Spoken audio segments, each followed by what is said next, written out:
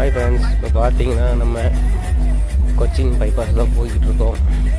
Erode to Cochin Kovai பக்கத்தில் Neelambur cross பண்ணி போய்கிட்டுருக்கோம். பார்த்தீங்கன்னா அந்த பஸ்ஸுக்காரன் இண்டிகேட்டர் போடாமையே கிராஸ் ஆகலாம். இந்த மாதிரி வரலாம் அதிகமாக நமக்கு ஆக்சிடென்ட்லாம் அதிகமாக ஆகும். முடிஞ்ச அளவுக்கு சாலை விதிகளை பின்பற்றுறது ரொம்ப நல்லது.